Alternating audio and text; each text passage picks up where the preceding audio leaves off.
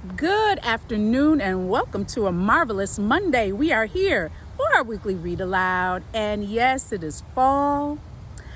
The leaves on the trees are changing colors. This is a tree in our neighborhood, and I just love watching it change its colors, its beauty every single year. The wind is blowing. I've got my J. Riley hat on with all the different colors that she made specially for me, keeping me warm in these fall temperatures. And we are ready for a read aloud. Today, we are reading a story called The Chameleon Who Couldn't Change. And today's story is talking about colors, but it's also talking about feelings. The Chameleon Who Couldn't Change. Here we go. Little Chameleon hadn't been able to change colors in so long, and he couldn't figure out why. One day he was sitting on a branch thinking about it when his sister came along. Pinky is always bright and colorful, he thought to himself.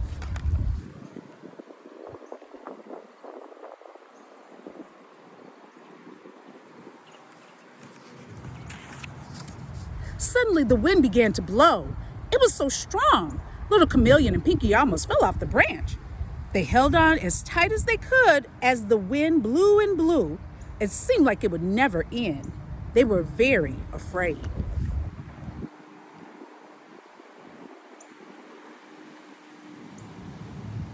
The wind's blowing out here too.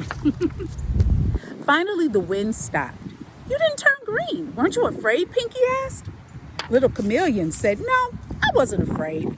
But deep down, Little Chameleon was very afraid. He just didn't want anyone to know it, especially his little sister.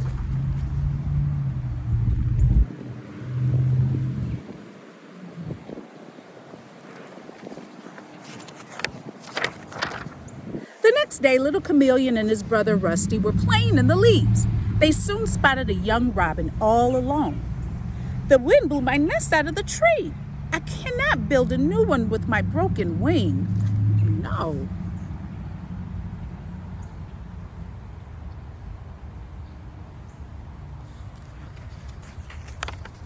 Little Chameleon and Rusty decided they would build a nest for her.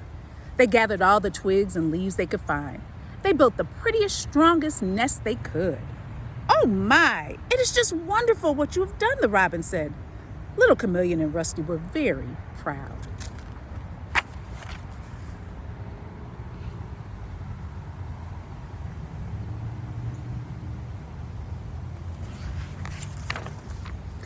You didn't turn purple. Aren't you proud? We did a very great thing, Rusty said. Little Chameleon said, no, I'm not proud. But deep down, Little Chameleon was very proud. He just didn't think it was okay to show it.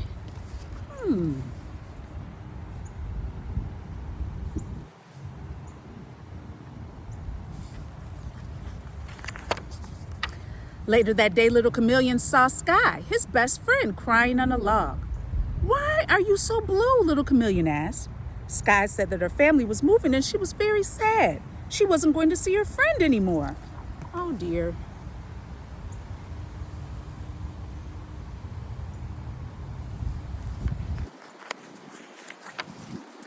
You're not turning blue. Aren't you sad that I'm leaving? Asked Sky.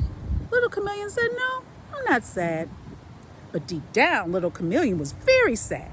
He just didn't want Sky to know. He thought that would make her feel even sadder.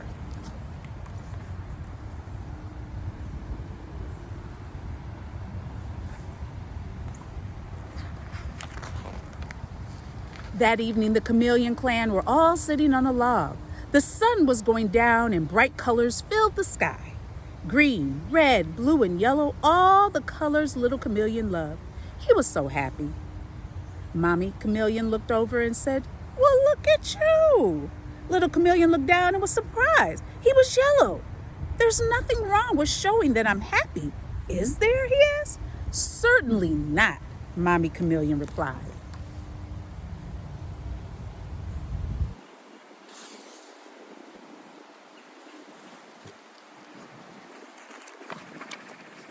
My dear, there is nothing wrong with being afraid when you're in danger, or proud when you've done a good deed, or sad when your friend moves away. We all have feelings. You should never be afraid to show who or what you are. Really? Asked Little Chameleon. Really. We all love you no matter what. And with that, Little Chameleon turned an even brighter shade of yellow.